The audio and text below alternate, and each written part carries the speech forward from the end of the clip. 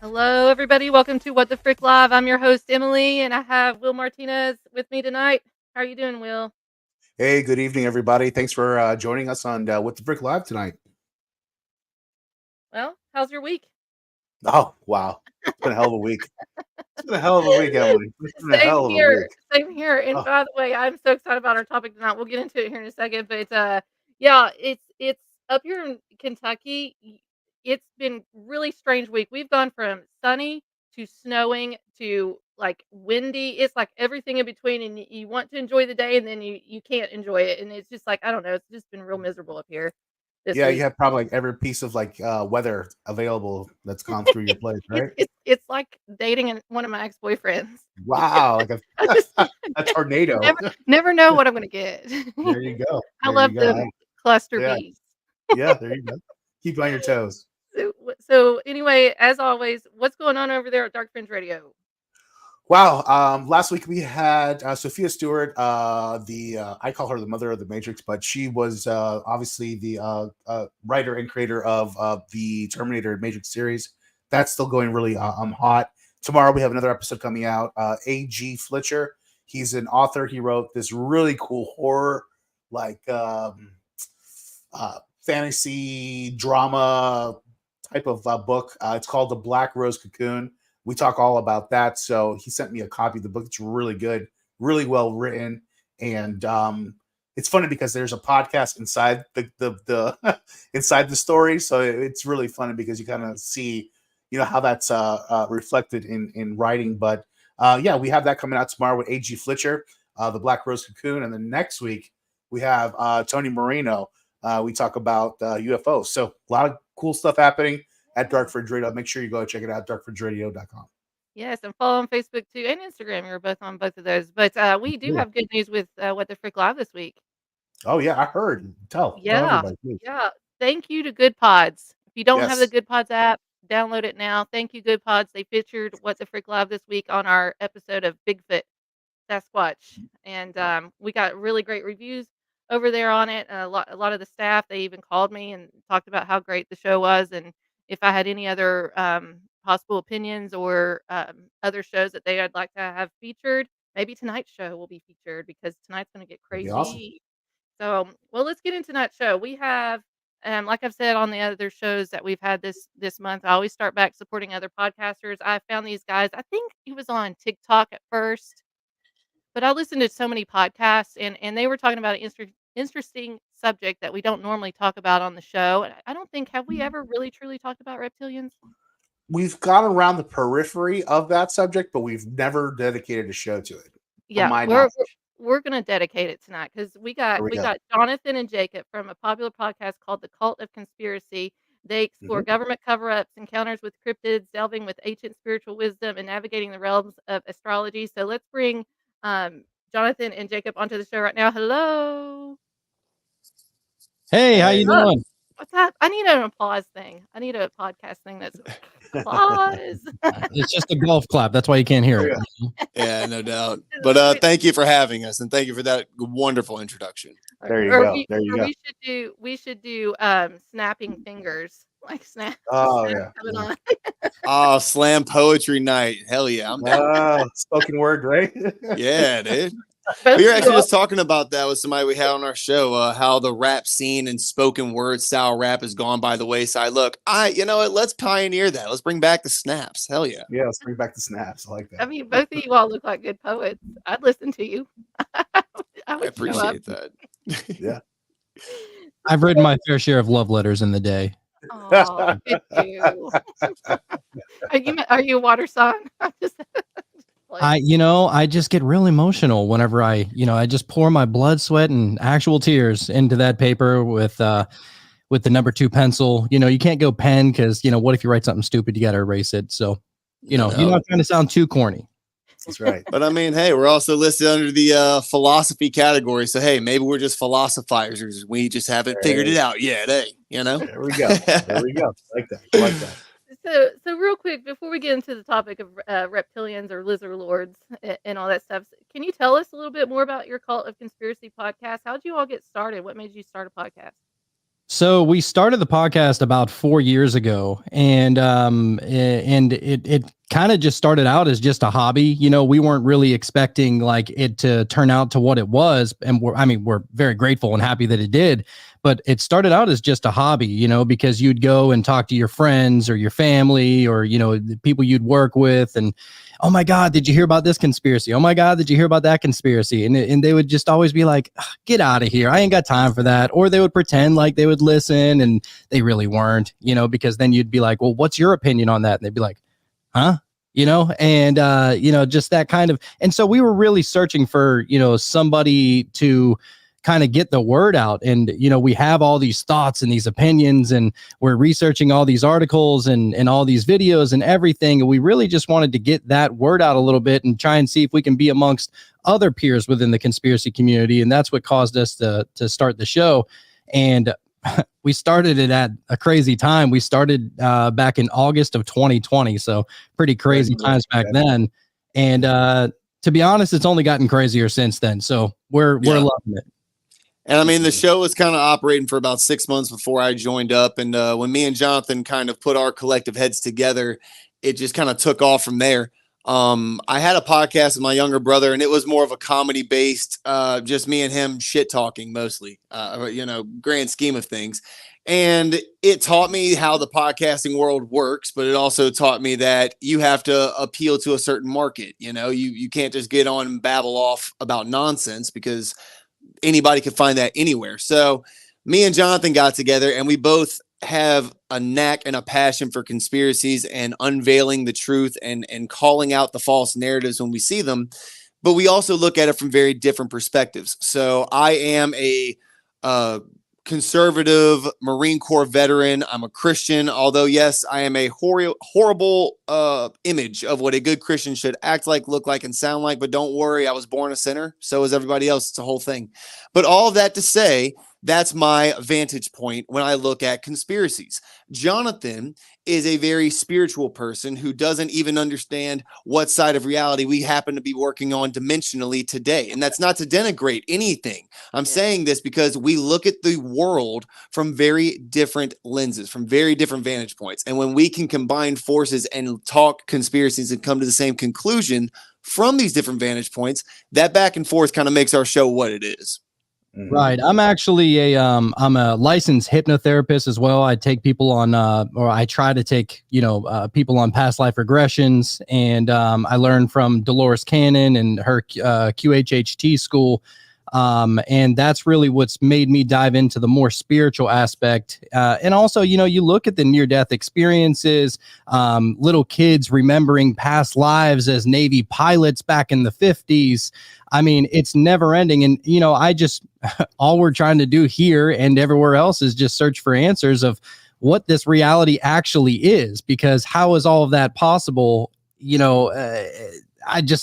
It blows my mind. I just want to keep on researching it. So yeah, we're very different in our visions of what we see for the world, but we usually always find our way back to this one good point where we can both look at a situation and be like, yeah, I agree with that for different reasons, but I agree with that. So Do I sound weird right now? It's echoing, isn't it? No. No, it's echoing. not really. It's echoing on my end. This did this to the show last night too. It's echo. So putting both of you together and stuff in conspiracy, what makes you all truly believe a conspiracy? Then what's that final say all in combining both of these things? Like this has to be true. So it was back in the 1980s, I want to say, that there was a CIA director, and he's the theory goes is that he actually came up with the term conspiracy theory in order to dissuade people from looking into these things. You know, you would label it as a conspiracy theory, and that way, you know, everything that's labeled a conspiracy theory, the people that believe in those subjects would be considered crazy or out of their mind, or they need to be put in a mental institution. And these are really just labels. What we like to look at it as is just we're truthers more than we are conspiracy theorists. That's the way we like to look at it. Exactly. I don't believe that I mean, sure, there are some wacky conspiracies out there. I'm not saying that we're people that we don't believe in all of them, right? There is also a narrative of, you know, believe what we put out there, or else you're going to be labeled a conspiracy theorist. And if you remember that it wasn't that long ago, about a year or two ago, whenever there was a lot of the quote unquote fake news surrounding the pandemic and everything, the news channels and all the media stations were all saying, well, if you do your own research, it's dangerous to do your own research, so don't do that. Right. So it's things that you hear like that, where it's like, oh, they really think that we're kind of like just too special to do our own research, that we need them to tell us. And, you know, we kind of get offensive about it. But at the same time, like, who wouldn't? If somebody tells you don't think for yourself. Don't think for yourself, guys. Please. Exactly. And don't think for yourself. Don't do your own research. God forbid, right? Right. And see, that's what determines it for me personally. I have to see proof. Okay. And not just, oh, I found this one link online that totally backed everything I said. Let's not look any deeper. No, we got to test the source, right? We have to see where this person came from. Who are they affiliated with? Who are they being paid by? What is the intent behind? Are they biased? All these things play into it. But what really started the whole conspiracy game for me, and what really like cemented what, even if I don't have all the facts, there's enough things to at least call bullshit where I see it. Honestly, for me, it was looking back at 9/11 around the year of 2006, 2007, just looking at small little details, not even questioning that it was a terrorist attack, not questioning bin Laden, any of these things, questioning the very minute details. Like, can anyone explain to me how Building 7 fell that day? And like, I just left it at that. And then that started to unravel everything else. So once again, even if I can't tell you this is what happened, boom, boom, boom, because we have the proof, there's enough compounding evidence to where beyond a shadow of a reasonable, logical doubt, you can determine that there is at least some sort of thing going on here that they're not telling us. I'm kind of the resident stick in the mud on our show because I like proof. I like documents and facts and signatures and like paper trails. That's my bread and butter. That is not the bread and butter of the entire world, though, because a lot of times when some shady shit's going on, they don't like to leave a paper trail about it. I get it. So, like I said, there's a reason why me and Jonathon bounce back and forth the way we do, and we complement each other in that way. And sometimes we even go head to head because I like facts and he's like, what even is factual? So it sometimes gets frustrating, but at the same time, that kind of conversation is the conversation that needs to be had. Yeah. It certainly does need to be had. I appreciate you both. I listen to a lot of your shows now too. It's on my podcast list. So, and I get you all on my FYP too on TikTok. So, oh, that's awesome. That. Yeah. Yes, indeed. Well, Will, do you have a follow up or anything? Yeah, I do actually. Jonathon, going to you real quick first. I wanted to touch on something since you're a licensed hypnotherapist. Have you ever done any type of regression with somebody who's been abducted before? Or says they have been abducted before? Not. I see Jacob over there. Look at Jacob. Yes. Jacob. Hold on. You have in fact a hypno client that we had on the show later, isn't it? Who claims that she was abducted.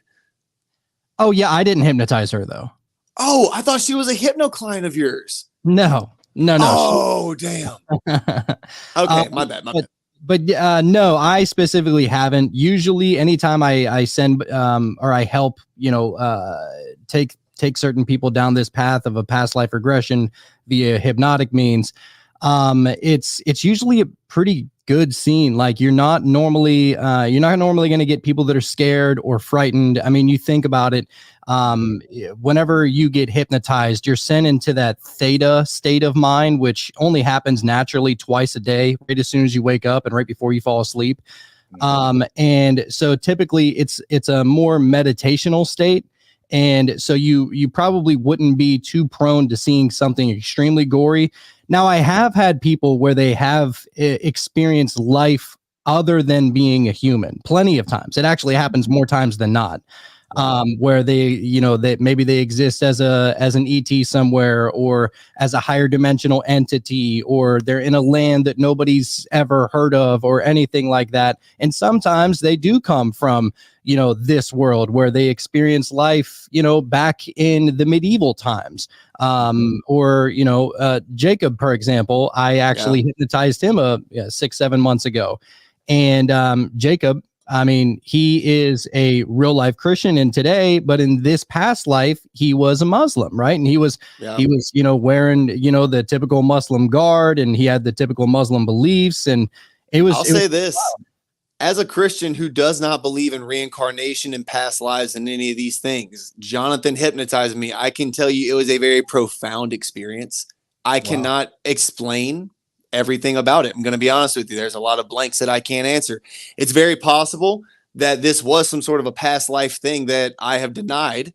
It's also equally possible that this was me going through a meditation and my imagination running wild and it latched onto this. However, I did find it interesting because it was, and like you said, not necessarily a gory thing, Jonathon, but I was at one point in time a warrior during a crusade, if I can pinpoint that pretty accurately, because of the armor that I was wearing, the weapon I was using. I do armored combat, like in cage fighting, like currently I do that right now. So like I identified at least the time period that I was in based on the armor that I was wearing in that past life regression that I went to. So again, I can't explain 100% what that was, but I can say it was wild. And I cannot recommend enough that people get my boy, email him and like get one for yourself. It's wild. I have a question about that though. You served in the military, correct? Yes, ma'am. I'm a Marine Corps veteran. Okay. Were you in Afghanistan? Thank you for your service, Jacob. Or anything? Yeah, I appreciate it. My dad's a veteran. Yeah, excellent. No, I never deployed. Actually, I was stationed in Washington, D.C. for all 4 years, but I was infantry by trade. Okay, I was just wondering if you were over there, maybe it was some fears or something that you met while you were in combat, possibly in Afghanistan. I don't understand life that I would live. So it wasn't like me kind of doing decisions that I would even do. This life was a guy of a nomad, never married, no kids, just kind of a vagabond, went from place to place, who served in a military combat at one point. And I think it was around one of the crusades, judging from the other dudes in the army. It was a wild experience. We actually recorded it and made a episode out of it, if I'm not mistaken. That's awesome. Yeah, man. And plenty of good things come from these. Like you can, and it's actually called QHHT, which stands for Quantum Healing Hypnosis Therapy. Because Dolores Cannon, God rest her soul, but she kind of came across this, and she was doing a hypnotic kind of trance to this person because her husband was working in the military or something. And this was her way of like kind of numbing the subjects. And if they need to get something, done to them, maybe they need to get a limb chopped off or something. So it was like hypnotic in that way. And one day she stumbled across like this person who was visiting a past life, and she was like, what the hell is happening? So she just kept on going along with it. Right. And, it was really cool, but yeah, all that hypnotic past life regression. I love that stuff, dude. Yeah, that's cool stuff, man. I really do enjoy Many Lives, Many Masters. You ever read that one? Oh, yeah. That's a classic book. Yeah. For those that don't know about that book, check that out. It's a really good representation of somebody being able to, hypnotize somebody and bring out all these past lives regression. They actually had common ground between each other, and actually knew each other from past lives. So really good stuff. Jacob, I want to ask you one question real quick. What's up, man? From all the stuff that you guys have researched, has anything that come up maybe kind of questioned any of your beliefs or anything that you currently have as far as your set of principles? Talk about that if you could. You mean like as my faith as a Christian? Yes, absolutely. That's a very fair question. And I'm going to be honest with you, man. If anything, it has solidified them. Okay, good. Now, I am not your standard Christian. And I know a lot of people make claims about that or say that in so many words.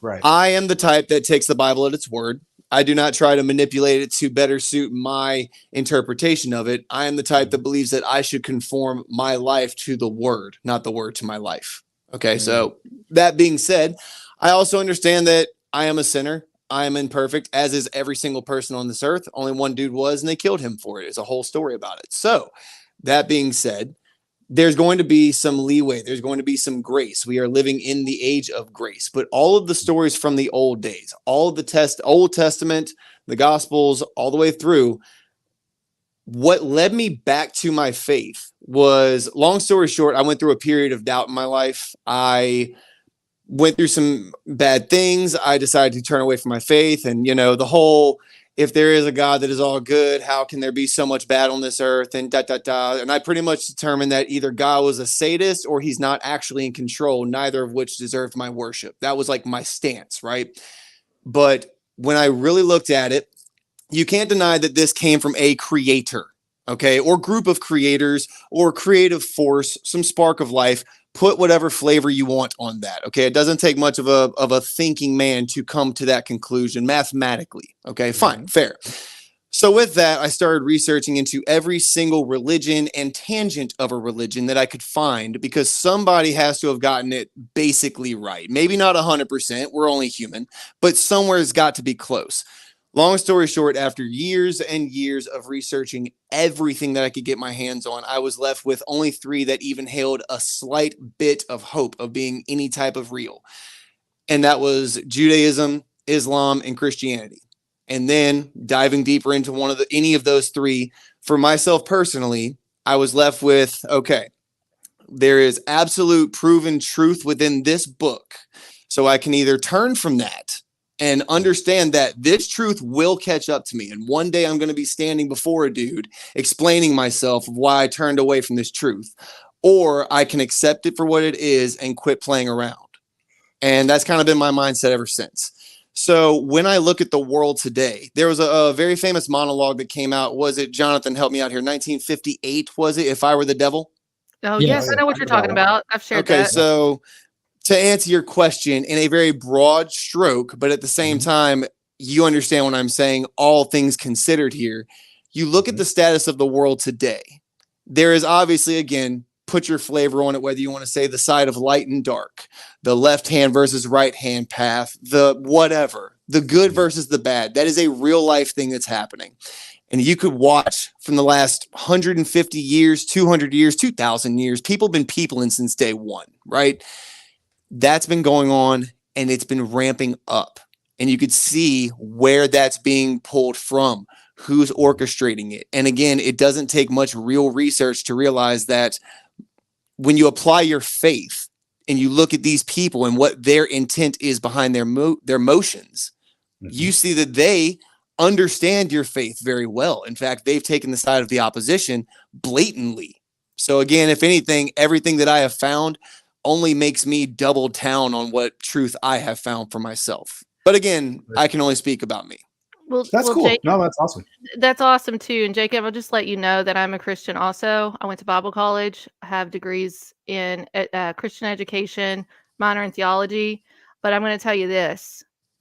The Bibles that we have right now, and this is totally off subject, but we'll get into maybe the reptilians are Nephilim, the 200 fallen, and we'll talk about the temple palace here in a second. But I had a great awakening in 2020 when I got a 1811 Bible from a garage sale that I just felt in my heart, you need to buy that. You need to buy that. And these people had no clue what they got. I bought it for $45 and then I let it sit on the shelf for a year. That was in 2019.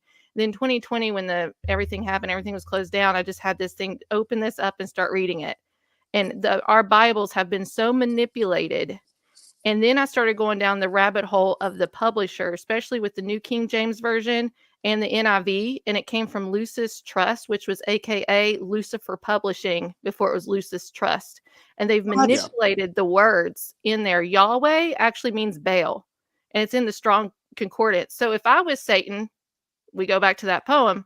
If I was Satan and I wanted to be worshipped, I would have the church worshiping me without them even knowing it. Wow, Jacob, what do you think about? I absolutely agree with what she's saying. And like, you have come. Look at all the Yahweh worship that's come up here lately. Well, that's been pushed up because of the Israel-Palestine thing, right? And now it's super cool and on brand to be anti-Semitic. That, like, these people that were screaming that Trump was literally Hitler 3 years ago are now screaming like death to Israel. It's insane, but that's neither here nor there. But I agree. The Bible that we are reading today has been twisted. It has been manipulated, and words have been changed. And again, this is where I have my step of faith, so to speak. I have faith that the true word has made it to us. I believe that the Bible is our manna from heaven, that we will get our portion from it. It is not the entire story. Our human brains cannot understand the intricacies of the entire story. That's at least what I believe. But he gave us what we needed, nothing more, nothing less. He said, look, you've got this round of life you're living. Here is an instruction manual. Here's the morals of the stories, the lessons you need to apply. Do what's in this book. You'll live a really good life. It's mathematically proven to be true. Do what you want with that, but understand there's consequences, yes or no, to what you do with that information. And that's it. We get this shot. Now, that's just my opinion, but agreed, the Bible has absolutely been twisted. Well, in Catholicism, too, like the removal of all those books and everything, it's very important to get all of them. The Jubilee books, all of them, because it all makes sense. It all pulls it all together. And I had a great awakening. My relationship with Jesus changed during 2020. I see the world a different place now. I see all kinds of demonic entities or possible reptilians. I think I did see a reptilian, and if we get through this, I'll tell you about it towards the end. So let's get to that topic. Go ahead. No, I'm just saying. Yeah. Oh, I thought there was a lizard coming out somewhere. I think I dated some reptilians in my past. well, what's his face? Smashing Pumpkins dated one, didn't he? The shapeshifter. No, he said that he saw one. He said that he saw Christopher Walken glide towards him one day. You ever hear that story, guys? No. The guy from the lead singer from Smashing Pumpkins. Yeah, Billy Corgan. Billy Corgan. That's it. Yeah, he met Christopher Walken in somewhere in New York on top of a building, and then he said that he saw Christopher Walken just glide towards him. He said it was the weirdest shit he ever seen. Then he said he saw him as a reptilian. It was like really weird. Well, it makes sense for reptilians. I mean, we're talking about a bloodline here. So, real quick with both of you, Jonathan, what is your opinion when you hear the word lizard man or reptilian? What's the first thing comes to your head? Do you think they exist? Yes, I do. Yes, I absolutely believe that they exist. I think that there's a possibility that we don't understand their nature. Possibly. I know that some people will reference that they're possibly the Nephilim. Maybe they're one of the 200 fallen. We've actually had on a guest on our podcast. His name is Anthony, and he's known as the Reptilian Channeler.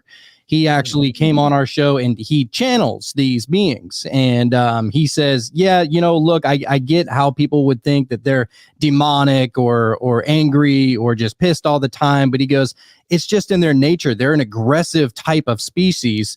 And all they want is just to move forward. They're not here for the small talk. They're not here for the jokes.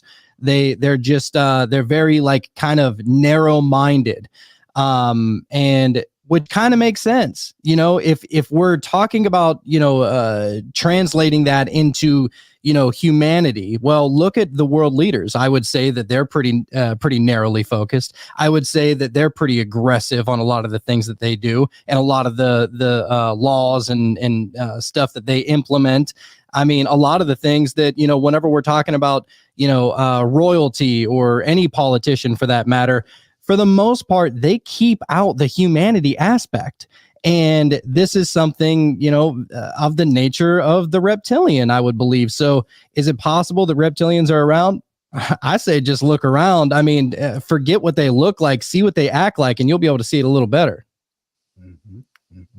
So with the reptilians, how can I mean that's kind of like spiritually speaking or personality wise, but do you think that they have any physical features to because we see a lot of these things come up on TikTok or we're watching the news. There was one time Lindsey Graham. I'll never forget this. I watched this thing on YouTube. I don't have cable. I got rid of it when Obama got his second term. But I was on YouTube and I watched this interview, and I think it was on Newsmax, and they were interviewing Lindsey Graham, and his eyes looked like a lizard. I'm telling you, they were weird. Even the host interviewing him, they got off. He's like, "Did you see his eyes?" And I cannot find that clip to this day. So do you think that these reptilians, lizard people, whatever you want to call them, demons, Nephilim, or whatever, do you think that they also have physical features that we could look for?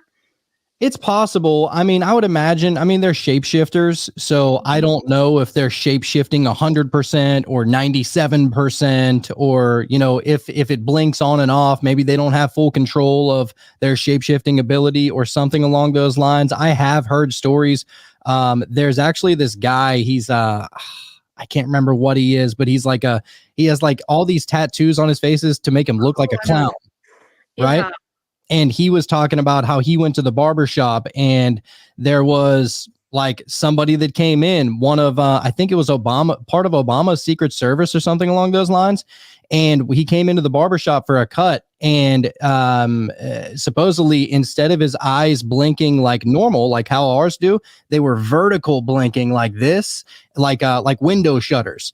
And so maybe that's a trait to look for. But if you really look into it, you'll see that, it's possible that we all have this reptilian DNA within us. We have a reptilian part of our brain. Some people suggest that we have reptilian DNA in us because of the Rh negative. And so I don't know. I would say that if you're looking for it, I would look for the eyes more than anything. Mm-hmm. Jacob, for you? Unfortunately, these creatures just kind of do what they do, right? They can wear skin suits. They can cloak themselves very similarly to, who's to say that they don't have some sort of technology to make it look like they're the predator, like cloaked and can bend light? Who's to say that they don't have holographic technology to make them look like any person they want? And as far as holographic technology goes, I'll tell you, I wish I could remember what this study was done or where this experiment was taking place. There was a guy, and this was in the 90s, I want to say, that was giving a speech to a room, and it was basically a big self-motivation, chicken soup for the soul talk. It went on for 8 or 9 minutes, whatever, and it was a good talk. The guy, while he was talking on the stage, he got down from the stage, was like moving around the audience throughout the crowd and, was interacting with people. He didn't touch anyone, but he was interacting with people. At the end of his talk, he said, "Thank you, everybody," and he snapped his fingers and he disappeared. The entire thing was a hologram that was moving about the room. Now, people were asked later on about this. The hologram itself that was moving around the room, understand, it was from all angles. People didn't look through it like it was some sort of light. It looked like a solid man. As he moved, people said they felt the wind moving as he moved past them on the aisle. They could smell the cologne he was wearing. All of that was done with lights, right? Shadows and mirrors. So as far as what the capabilities of what a potential reptilian has at their disposal to cloak themselves, honestly, our human imagination is our only limit. Well, do you remember the Pope? I think the Pope's a reptilian, by the way. Hey, I'm with you. Hologram technology and stuff. Remember when he came out onto the window and everybody's like, "Oh, there he is," and everybody said he was sick and all this stuff, but he did this surprise thing and he's at the window and then he turns around and he just boom vanished.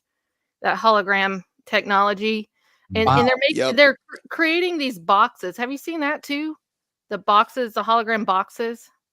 No. Like people get in, it looks like a white room and they're in this box, and literally I think Ellen DeGeneres, no surprise, was the one that I watched this on, and she's actually sitting in her living room in her home in California, but she's in this box that projects out to a stage, and she looks like she's sitting there doing comedy, and she's not. It's a hologram. I'm surprised she would even take a moment to step away from her Epstein Island set. I'll tell you what, though, that is another thing that we need to worry about with AI.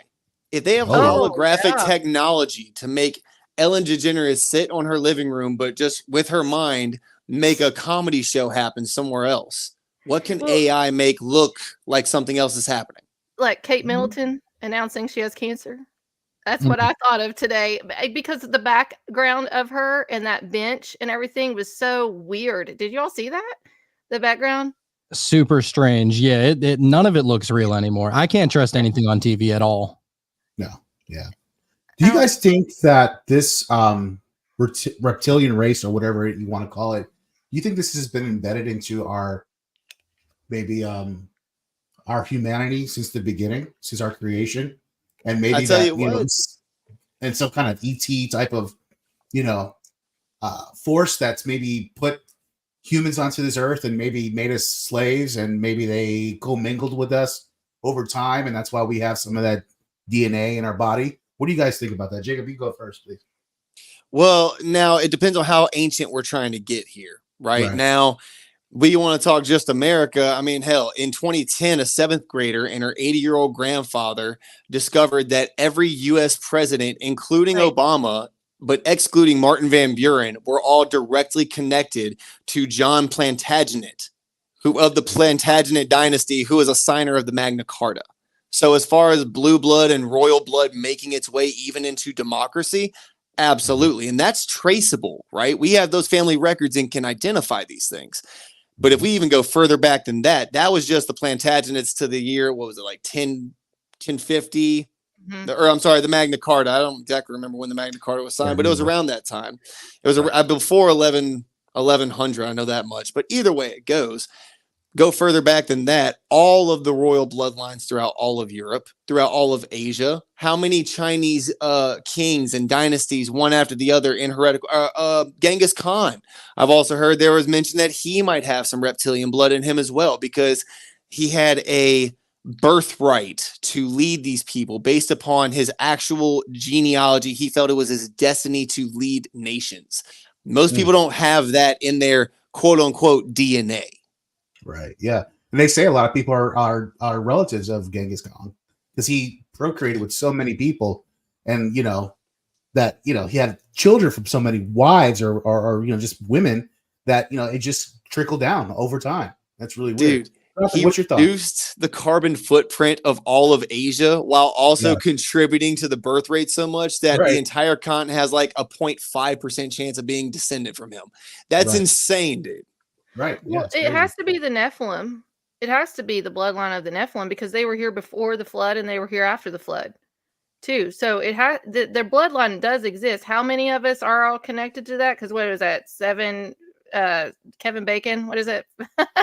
Everybody knows 6 degrees of separation. Yeah, 6 degrees of separation, but I think we're a lot closer than what we all think or don't think, I guess I should say, when it comes to bloodlines. Because I went down that rabbit hole of genealogy with the presidents too, because I dated somebody that was related to the presidents. His middle name's Pierce, and we know Barbara Pierce and all that kind of stuff. So he's the one that brought that up to me about 2017, 2018. So there's something going on. And so makes me think, is elections really real? No, I don't think so. I think that they put these people in place because of the bloodline. Couldn't agree more. I couldn't agree more all the whole way. As far as, the DNA here, this is what really gets me, is that that supposedly it's the Rh negative compared to the Rh positive. This is something that just baffles me all day. And there's actually a group of people over in this part of Europe. I think it's near France or in Spain. It's called Basque. And supposedly 35% of their population is Rh negative, which is pretty super high numbers compared to the world, with the Rh negative percentage of people in the world is only 15%, whereas the other 85 being Rh positive. And so they were trying to look in this place, this Basque place. And 35% of their people have this blood type. 85% of the people in the world have the Rh positive. If any Rh negative blood type person would receive a transfusion, this is crazy. if any RH blood type person would receive a transfusion from an RH positive, it could kill them. So whenever they both combine, it could kill them. Also, an RH negative woman pregnant from an RH positive man, it could be fatal to the fetus. This is why, back in the day, they would say that they wanted to check your blood type before you got married to prevent this kind of thing. So I don't know. There's something to do with this blood type, and I would just say, and they actually say that it's only been around since 1500. Which even makes it weirder, right? And supposedly the RH negative blood type, it's less things can manipulate it. It's one of those more stronger DNA genes, I suppose. And I don't know, it kind of sounds like maybe reptilian, not sure. But you also see that there's hereditary issues that come with these bloodlines that are untampered with, right? Hemophilia is such a rampant problem with many of the royal families, and that's not just Europe, that's across the board.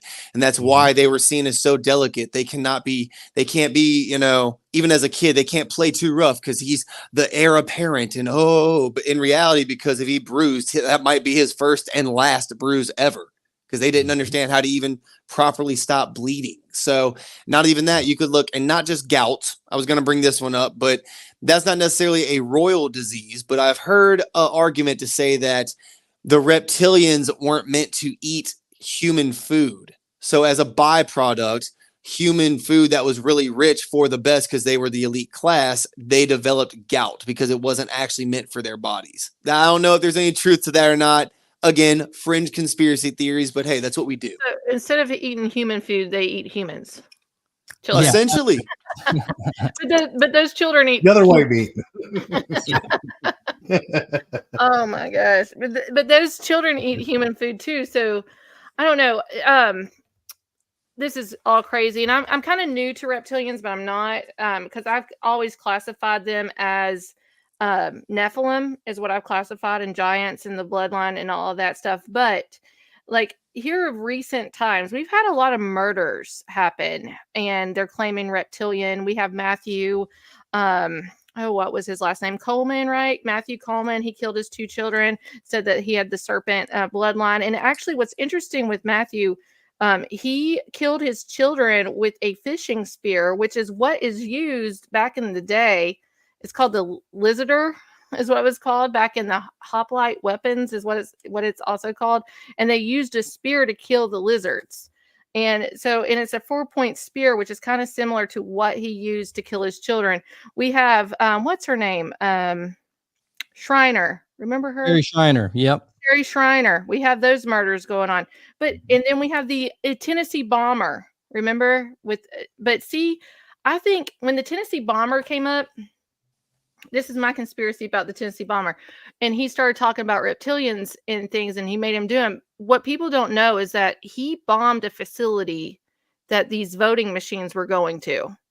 And that facility was owned by Joe Biden's brother.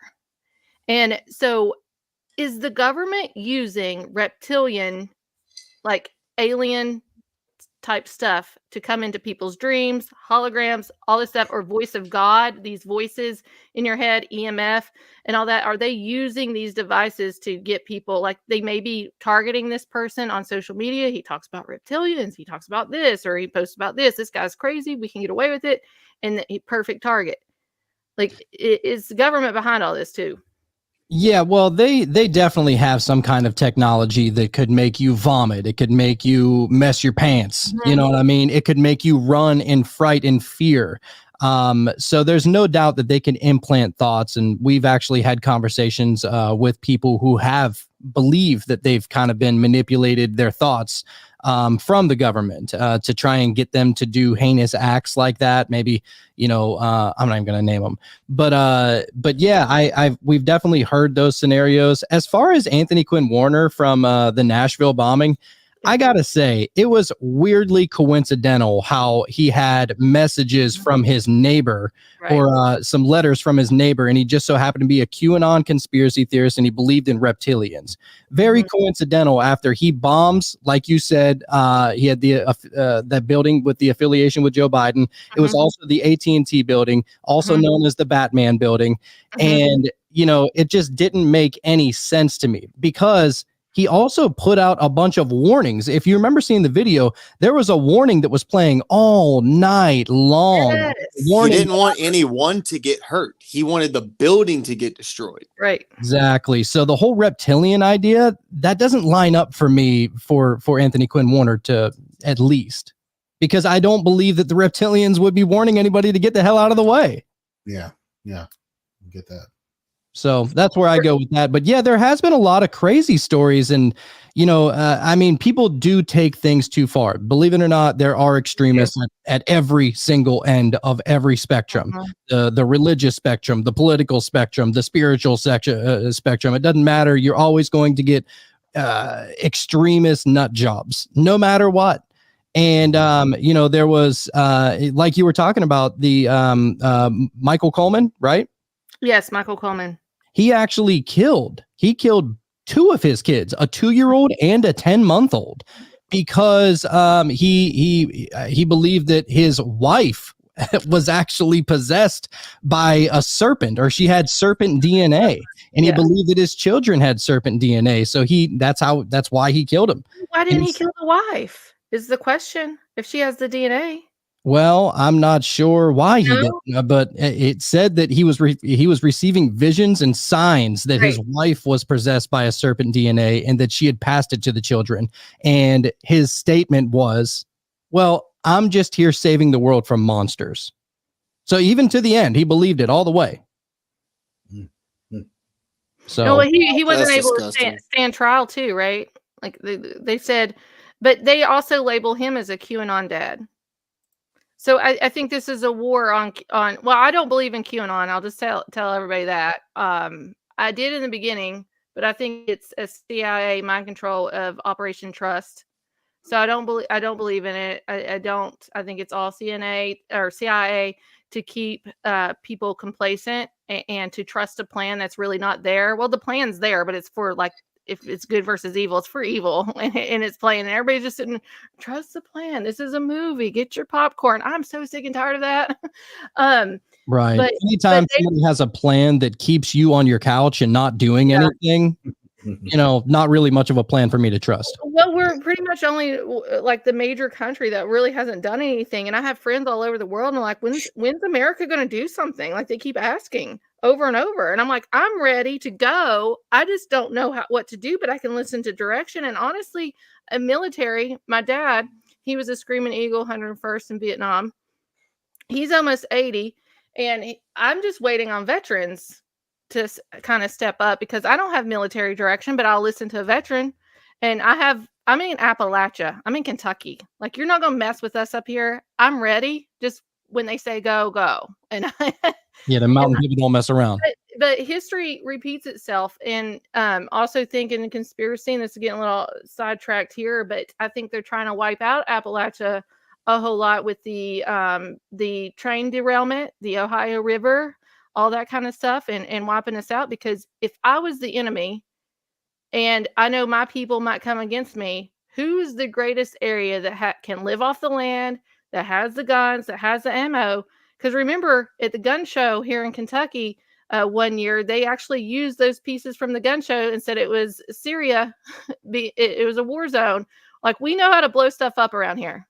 So if I was in the White House or up there in the government, and I know what I'm doing to this country, and eventually these people are going to come against me, who am I going to wipe out first? I'm going to wipe out Appalachia. Yeah, they trying to turn y'all from the hills into the hills of eyes.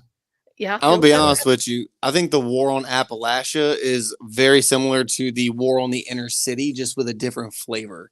Because the opioid epidemic that has ransacked not just Kentucky, I mean the vast majority of Appalachia as a whole, I think is very, very comparable to the crack epidemic of the 80s and 90s in the inner city in the Black communities. And as we talk about on our show a good bit, I think this is the left and the right wings of the same bird that is taking a massive shit on us collectively. It is. I mean, when you have head leaders of the Mexican cartel living in Kentucky, come on now. That doesn't even sound right out loud. No, I'm sorry. no. What? Like, yeah, so many people go missing too in Carter County. Go look that up too. That's a rabbit hole to fall in Carter County. I live in Louisiana. We have bayous. I hear you 1,000%. So, Will, I've asked a lot of questions here lately. Go ahead if you want to. Yeah, no, one thing I wanted to ask is, okay, lizards, serpents, always since the beginning, even the Bible time, always portrayed as evil. Do you think that's true to this day? I think it probably depends on what angle you look at it. Because if you think about it, going back to the biblical times, the serpent was seen as, Lucifer, Satan, the devil, the evil one, right? But then you look over in certain other spiritualities, such as in the Chinese astrology, they look at the dragon as just amazing, like can do no bad, right? It's there to enlighten you, so to say.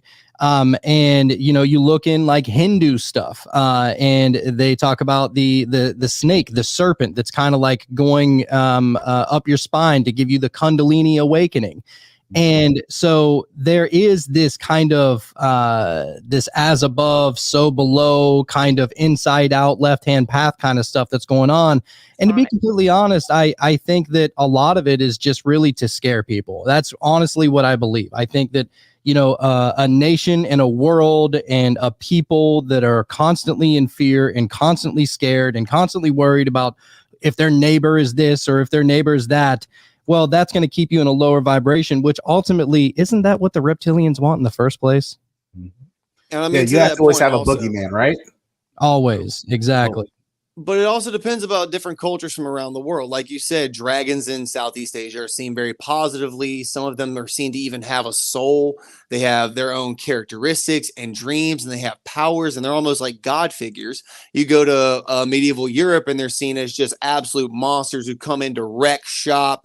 You look in Greek mythology and Roman mythology, and they actually use snakes as a symbol for Jupiter and a symbol for Zeus at one point in time. Odin has different snakes that are referenced to him. Native American tribes, some saw them as negative, some saw them as positive. You look at what is the one in Mexico, the snake eating its tail. So there's many references to reptiles, very positive or very negative. But what I will say is that they are always one or the other. They're never seen as a neutral. They're never seen as like, oh, that's just one of the animals. It's just doing its shit. No. Snakes are either very light or very dark natured on a very cultural, systemic level every time they're referenced. Well, and if we want to throw in the Bible here too, it warns us, I think 2 or 3 times in the Bible, it says, beware of the generation of vipers. I mean, they use vipers there. I'm not necessarily meaning a physical viper reptile. I've talked to a lot of humans that are snakes in the grass. Absolutely. So is being a reptilian, is it physical or is it more spiritual? I don't know. I think that it could be both, to be honest with you. I mean, we're talking about a species that has been around a lot longer than humans have. Historically, anyway, that's what they say. You think back to the dinosaurs and the dragons and stuff like that. They say that maybe we could be the possible descendants of these creatures. I mean, there's no way of knowing this, of course, but there's a lot of people that are within like the stem cell research. They believe that, yes, we come from reptiles and apes, basically. So, I mean, if you're a believer of evolution, which I don't really care either way, to be honest with you, because I know that I'm a spiritual being living a human existence. This is only a temporary means of getting around. So whatever you want to say about humans, that's not exactly who we are to the full extent, I believe. So, but yeah, I don't know. It's very possible that they're living in the streets beneath us. It's very possible that they're running governments. It's very, my signs point to, yes, if there are reptilians, they are evil. And if they're, I stumble on this because like, I know that there has to be something wrong with the people that are in high power, right? Like they can't be just human. And that's where it is to me. And also, I mean, I personally hate snakes. I'm scared to death of them. I don't want anything to do with it. There's actually a annoying and like kind of obnoxious video of my sister posted from her Ring doorbell. I went outside of her doorstep and I stepped on one, and it scared the shit out of me, and I ran to my car like a little girl. So yeah, reptiles. I like turtles, but not snakes. Dude, you know, snakes are my one bugaboo. And like, I know that like, as we're talking about reptilians this whole episode, yes, that makes me biased. And yeah, Christian, no. All that aside, my one phobia, spiders or bugs or heights or water, no big deal, all day long. Yo, if I see literally a 6-inch little ground snake, I will scream like a 3-year-old girl and like not feel shame with it. I'm a bitch with it. I'm sorry. I mean, Jacob has asked me to go frogging with him in the swamps of Louisiana. Yeah, dude. My answer for not doing it is because there's snakes out there. Yeah, but like in our boat, the snakes are not going to mess with you. The gators will, and those are fun, dude. You get you a little one, you play with it a little bit and let it go on its way. I'm good, dude. Yeah, Jonathan seems so enthused about that one. Yeah. Oh no, a little 3-foot gator. You just grab it by the mouth. It's I'm just from Florida, so yeah. Oh, you feel me then? Yeah, dude. I feel you 100%. Yeah. Frogging, it's not a thing you do every time you're in the boat, but like if one happens to follow your boat, like it's little. I could take it. Why not? You know? Yeah, it's no big deal. What's interesting with me, I'm not afraid of snakes. I'm terrified. I will cry over cricket. A cricket. A cricket. They are freaking mutants. Have you ever looked at those things? They're like three animals in one. And we have those big, huge cave crickets. That's what I'm afraid of. Like, I don't go to my basement. I let my dad come over to check my basement out before I go down there. To this day. Okay, hold on. You're not talking about the little brown ones. No, what about them like big black ones? They're like land hoppers. Yes, they're huge. And we have them here in Kentucky. I will not go to my basement. I have trauma from crickets when I was younger, and it's really not. Well, it's kind of. I don't know. It no crickets for me. No crickets. No, gotcha. I can handle a snake. Let me tell you one time story out at Cave Run Lake. I grabbed a snake by the tail and I snapped it really bad and broke its neck. So I can handle a snake. I can't. These crickets, they crawl on the walls. They're on the ceilings. You never know where they're going to come from. Hey, I get it. Everybody got their weird thing that they're scared of. I mean, everybody's got their thing. I personally can't stand the feeling of plastic bags. It creeps me out. Oh, there you go. That's good. Clowns for me. Clowns. Don't fuck with me with the clowns. Clowns. Really? Now that's fascinating. Dude, we just had a guest. Like a clown, you come to my door, I'm fighting you right away. We're fighting. We had a guest just recently that showed us that the clowns that we see today are based off of Nephilim. Oh, great. Even better. Look, thanks. I don't know about that. That would be interesting. Who was your guest? Jonathan, what was his name? Help me. Oh, God. I'm terrible at remembering names. He is a stud. I love him to death, and I cannot remember his name, and my phone is being used as the camera right now. No, this has been out for a couple of weeks now, but he basically said that tracing the origins all the way back to the Aboriginals of Australia, you look at the cave paintings that they made, it was these reptilian-like deities that came from the sky. They all had red hair, white skin, the red nose, the big clown shoes, the whole nine. Paul Stobbs, yes. Yeah, that was him. Okay. Yes, indeed. So he could trace all the way from where that story originated, how it got to Europe, how it got into the traveling circus troops that like made it what it was, the Harlequin figure that we know today with the little bells and the gesture hat. When you trace it back to where that got its inspiration from, this man can prove beyond a shadow of a doubt it was demonic reptilian-like deities that this was based from. And it's pretty chilling, I'm not gonna lie. Yeah, there you go.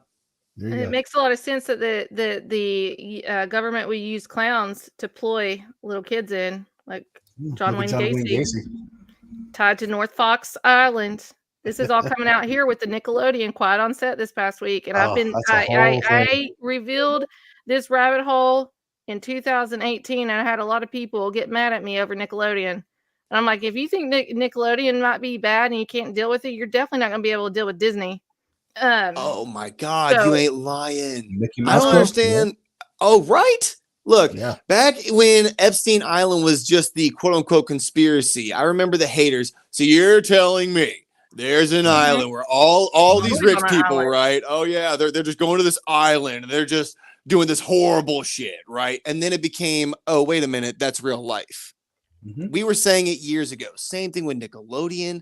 There's so many things that we're talking about right now that in a few years, people are going to be referencing us, all of us right here, that are going to be like, oh my God, how did they know? All of the serial killers, they were all projects of MK Ultra, Charles Manson, Ted Bundy, all of them. And then the Candyman and the clown is tied to North Fox Island. And you know, North Fox Island was up in Michigan. It's the original pedo island. Do you know who built or made the like the airport? It's not really an airport, but just an air landing for jets and planes on North Fox. James Dudley Ramsey. Do you know who he is? No. Why is the name so familiar? That's John Benet Ramsey's grandfather. Oh, here we go. It goes so deep. And then John Ramsey, her dad, used the same attorneys that Ghislaine Maxwell used. And then Natalie Holloway is in all this. And Natalie Holloway's mom used the same attorneys, and she also dated John Ramsey for a couple years. It's all a big ring. Yeah, everybody's connected. Yeah, everything's connected. Maybe they're reptilians. I don't know. Are they? I don't know. Maybe reptilians is a set of characteristics that we talked about here earlier. Maybe it's a family, and maybe it's just, you have two clans of families, and now they're fighting against narcissists, sociopaths, that happens in everybody else's family, right? Now, look, I've also heard this theory that all of this ring, whether it be child sex ring or the adrenochrome ring, whatever, I've heard that all of that is absolutely connected to the reptilians because that's their food, right, or their drug of choice or whatever for their reptilian brains. So some people are saying if one leads to the other is saying that, he's the supplier for the overlords. They come down to get their next hit. Well, they're not technically eating the children. They're just taking the blood. Well, they have to terrify them and then kill them to cook down the blood. Adrenal chrome, adrenal glands. You have to get that stress and anxiety. Frazzle drip. I'm probably going to get banned on that. Bring it, baby. Oh, wait, I just realized, are y'all do this on YouTube? Oh, we do this on YouTube. But hold on. I'll just tell you this. I lost everything in 2021, right? Will, we got shadow banned really bad. Oh, we're shadow banned now. We're doing well on podcasting and stuff, and so we've gone that route. We've been a podcast now for almost 2 years. I almost took a year off. I lost everything. TikTok, YouTube. We had close to, I think it was like 9,000 subscribers on YouTube. We had on TikTok. It was a different name, but I did put What the Frick on there. But I had almost 800,000 followers on TikTok. I don't even put myself in a video on TikTok anymore. Nope. We're doing well in podcasting, so I'm keeping that. We're not shadow banned that way. We are shadow banned, but I still go live on Facebook, YouTube, and Rumble for this show and things. And I'm trying to build that up slowly, but I'm happy with the podcast part of it. Bad. If I just cross that line, that's going to make this episode banned. Sorry. No, you're good. I promise. I'm usually the habitual line stepper, usually me. So it's cool. Okay, good deal.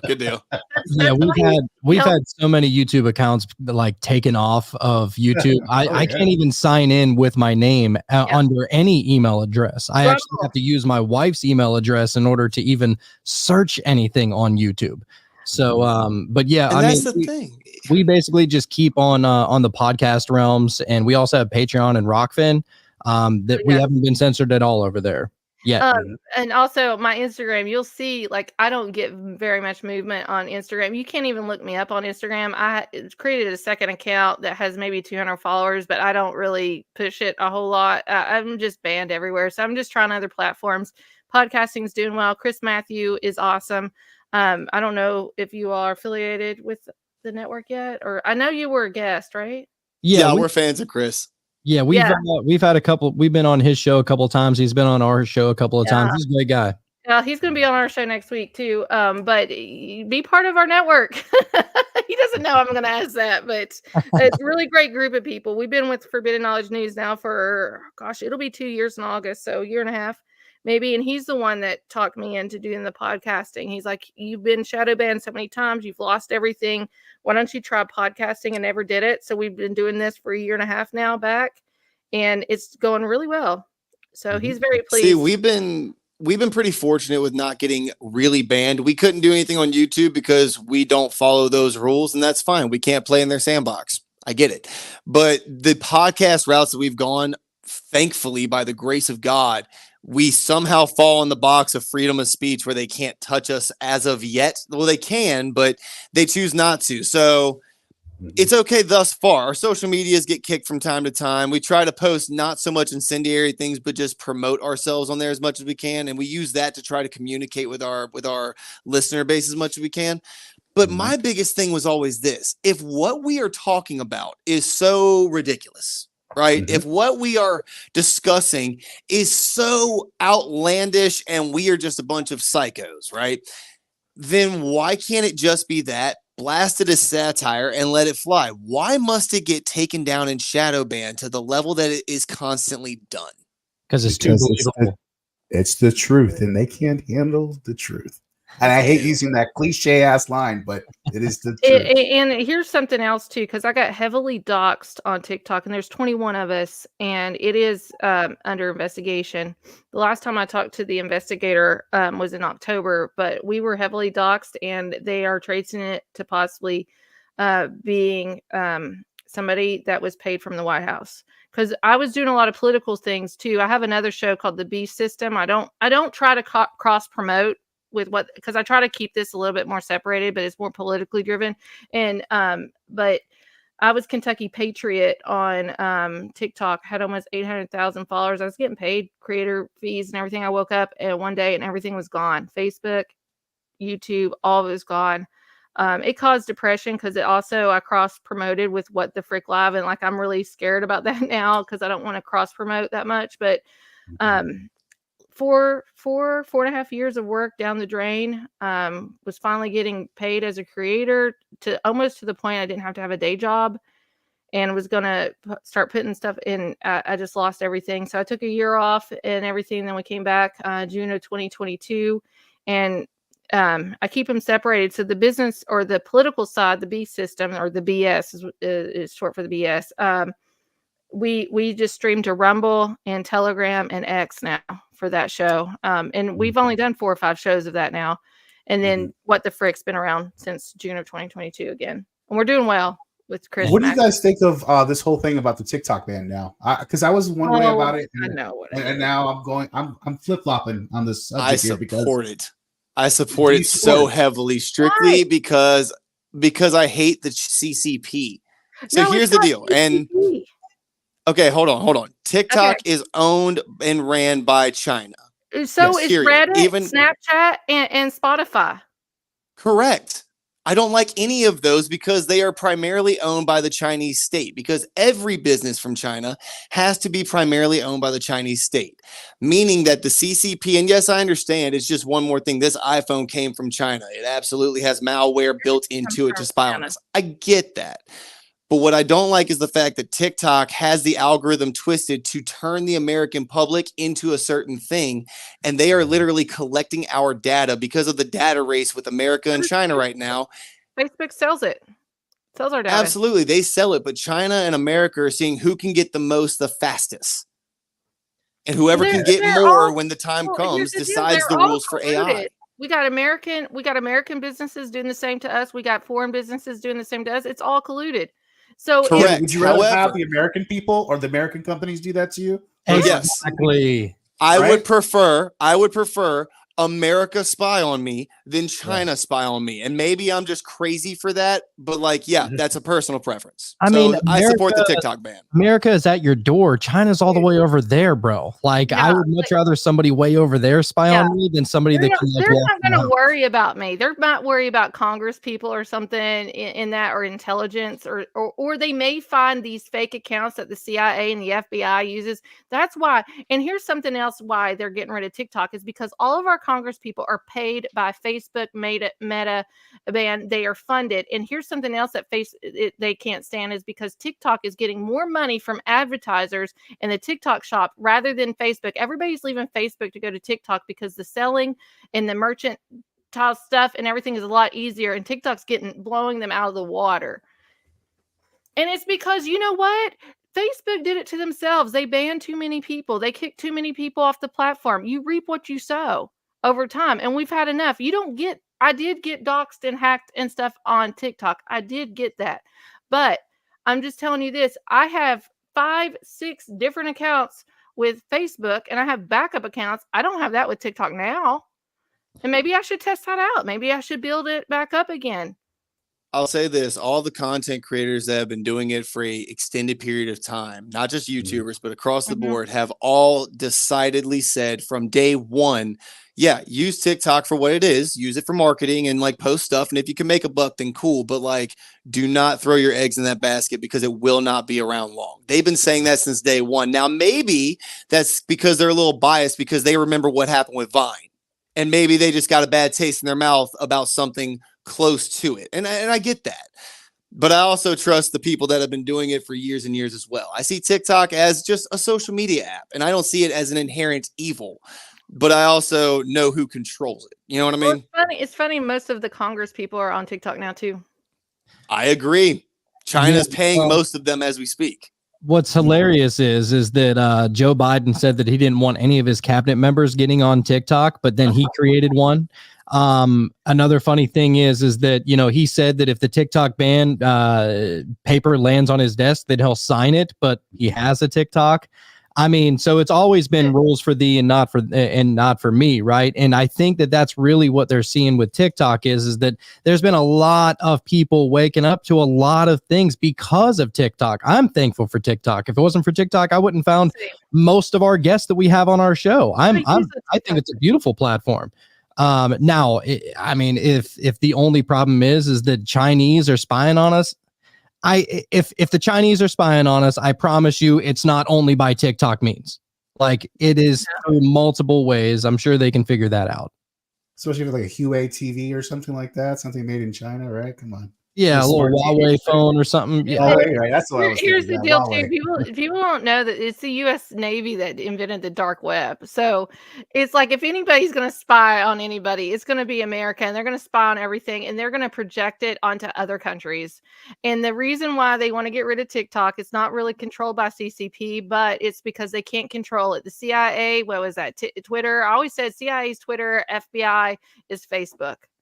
And they can't control it, and they're going crazy because they like to control the narrative, and we find more truth. Now, when I find videos and stuff on TikTok, I always research it myself before I post it anywhere too, because anything can happen. But most of the time, I would say 90% of the time, the stuff I pull off Facebook that other creators are posting or talking about, it's the truth.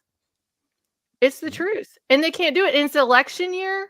And then all of these congressmen, right or left, Republican, they're all corrupt. They're all funded by Meta, Facebook. So if Facebook you got to follow the money. If Facebook is not getting the advertisements that they used to get because TikTok's taking that, their money is going to go down. So I absolutely agree. So that's why they're going to ban TikTok, because all that money is going to TikTok when it used to go to Facebook, and Facebook can't give them their campaign funds like they used to. No doubt. But at the same time, I see social media in that way anyway, across the board. All of it is literally just a marketing playground. And that's just a me thing too. For the past few years, I haven't even gotten on any social media for my own like social means. It all is just one ad after another, or one propaganda piece after another, or one algorithmic thing that was meant for you to see it to get a response from you. So I don't even do research on platforms of social media, period, because that's all I even see it as. And I'm not denigrating anybody who does. TikTok, again, I am not saying it's evil and should be shut down. I see it as a social media platform, but I also, have my ways about it. And the only platform, I'll end with this, and we'll close out the show here in a second. The only platform I had to ever disconnect from my phone to follow me other apps, my banking and all that stuff, is Meta. Instagram and Facebook. I had to disconnect my phone from those. You have to go through settings. There's a whole process to do it because they do track you and the sites that you go to. So when you're talking about a vacuum that you want or something like that, or you go to these websites and stuff, and then it shows up in You don't your have to go to a feed. website. Just talk about it right in front Yeah, of your that's phone. true. The only two platforms I had to ever disconnect from my phone like that is Meta. And Meta means dead verse. So Absolutely. in Hebrew. So I think I honestly do not believe in the Chinese conspiracy, the CCP of TikTok. I believe it's money, and I believe that Facebook and Zuckerberg is going down finally. Reptilian himself. Reptilian. Yeah. He Yeah. is. Look at him. Yeah, he's I not. absolutely agree. He's going He's down, not the though, for same sure. he's not the same Zuck from 10, 15 years ago. That's for sure. Nah. He's been taken over. He's a clone or something. There's no soul in him. If you look at him, there's like nothing. Bro, even in the court hearings, like, I understand you being an awkward dude and all that, but like, I at least pretend to try to be human for 5 seconds. You're on camera in front of the whole world, my boy, and just could not pull it off. Like that. They're like, don't you want to apologize robot. to the people? Like, and he was sitting on like 3 seats to make him seem taller. It's like, bro, what are you even doing right now? Booster seat like a kid. Yeah. It's like DeSantis wearing the heels. Oh my God. Talk about a humiliation tactic. Am I right? Oh yeah, there you go. Well, Will, I'm going to let Will ask you one last question and we'll close out. I don't even know what to ask at this point. I mean, what do we do about these reptilians? Yeah. You know, what do we do? How do we navigate the waters of the reptilian aspect of what's going on right now?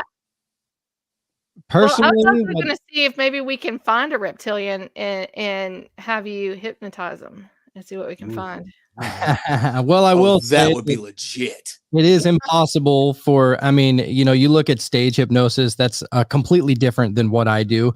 But as far as regular hypnosis to try and have somebody regressed back to an earlier memory or lost time or past life or anything like that, I mean, it's said that you can't hypnotize anybody that doesn't want to be hypnotized. So if the reptilian wants to come to me and say, hey, I want to check out who I was in a past life, maybe I was a fucking human, who knows? I would be happy to do so for said reptilian. But honestly, I mean, if these are lower vibrational entities and all they do is just feed off of our fear and they're just trying to scare the shit out of us all the time, I would say the only way to be able to fend these things off would just be like, I don't know, maybe try and do your best to eat your vitamins and get some sunlight and go ground a little bit, meditate. I listen to certain, you know, my favorite meditation music is 432 hertz. I mean, listen to certain things like this to try and stay in that high vibe. Surround yourself with people that you love and people that aren't going to bring you down. And I would say, you know what, maybe the reptilians kind of back away from you. Jacob? Honestly, I think that knowledge is power. And whether these reptilians are quote unquote real, whether it is a metaphor for the cold-blooded nature of our elites that have signed away their morality and ethics, which in my opinion would make them a reptile in a metaphorical sense, whether this is the offspring of Nephilim and demons crossbreeding with humans, whether any of these tribes from across the world and their stories have any kind of credence of reality and truth behind them.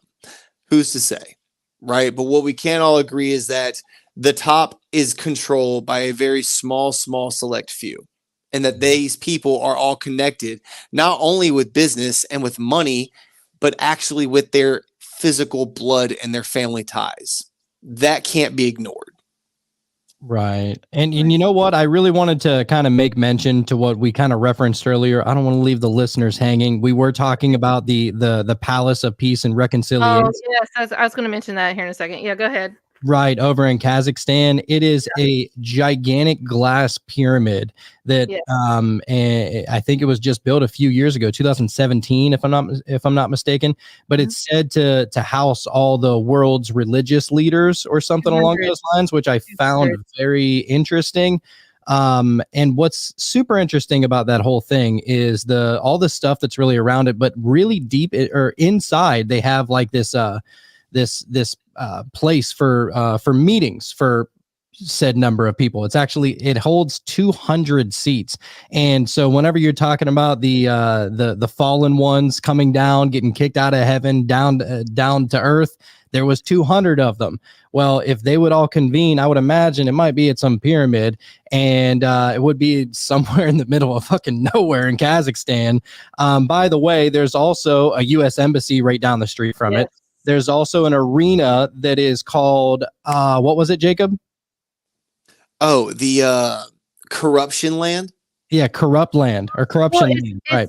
The place it is Ashana, which if you mix the words around, it's a Satan. Exactly. Yes. So there's a lot. We're gonna have you guys come back on. We're gonna talk about that. Maybe just a whole show about that pyramid, because I went down that rabbit hole this week, because they have the sword there in the land. They also did you all find the portal? Yes. Oh my God. What was that? What is that? It's a portal. That's what I say. It's a big circle metal thing on the water too. We know how water does, and in the Bible times too, a lot of these angels were chained to the waters, and that brings in Haditha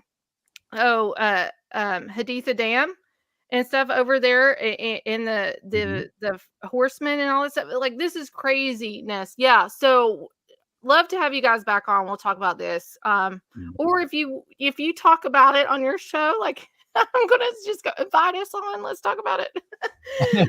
Look, you don't even need a reason to get us back on. We'll come on next week if you want us. We love this. Yeah, well, cool. we appreciate you all. And by the way, listening to via podcast, can you tell everybody where they can find you both?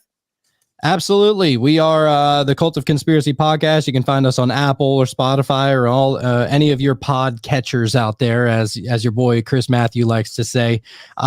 We are also on Patreon at patreon.com/Cult of Conspiracy podcast. Over there, we I know that the podcast world, it has a bunch of commercials and stuff. So on Patreon, there's no commercials at all, not even our own sponsored ads. And also you get the shows a couple of days early, and every month we do a live once a month show for all of our Third Eye All the Way Open tier members. And as well as Rockfin receives all of those same benefits as well. And but yeah, we're also on Instagram, we're on TikTok, everything's at Cult of Conspiracy. And yeah, thank you so much for having us on. This was great. Thank you all. Awesome. Yeah. I'm a true fan. So we'll let you go and everything. We'll close out the show. We thank you. We'll have you back on. We'll talk about this Palace of Peace and Reconciliation. How awesome is that? So great name for the lizard people. So thank you both. We'll see you next time. We'll have you back on. Thank you. Thanks, Jonathan. Jake. Thanks, Jacob. Thank y'all. All right. There we go. Cult of Conspiracy. Yeah, that was a good show. It never goes through. Like, I had questions about JFK. I had questions about Princess Diana, 9/11. I had questions. I have all kinds of questions. We did touch base on some of them though tonight, like the secret race of reptilians. What are the signs of lizard people and stuff like that? But they are great. Please, everybody, go follow them. What do you think? Final thoughts, Will Martinez. Great show. I think they hit the nail right on the head. I mean, they seem to be on top of what we're talking about constantly, and I agree with a lot of what they're talking about. And I think we need to be afraid of this this certain cult of whatever it is. But again, we don't, because we don't want to show fear. So that's where I leave it. I almost think that reptilians are more spiritual than physical.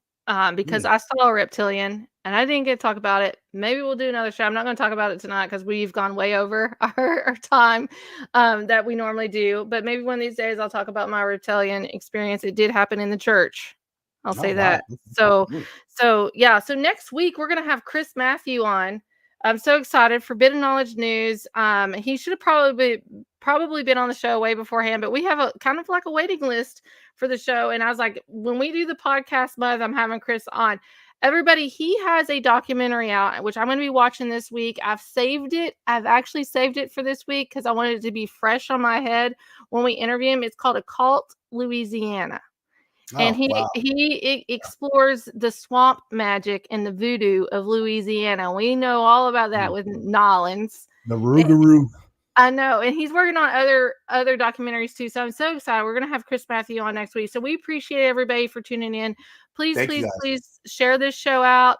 Thank you, everybody listening via podcast. Please give us a review, by the way, because I've just learned the other day, like, we get more views based off reviews. So go to any podcast. We're on all the podcast platforms. Just please go over there, whatever ones that you use. Look up What the Frick Live. Give us a positive review. Give us a negative review too, because I'm always trying to fix myself. I have my flaws too. I talk too much sometimes, especially when I have some alcohol. Well, whatever. You're like, no, she never. No, I do. But we'll appreciate everybody. We'll see you again here next week, right here at 7 p.m. Eastern Standard Time for What the Frick Live with Chris Matthew, Occult Louisiana, Forbidden Knowledge News. We love y'all. Have a great weekend.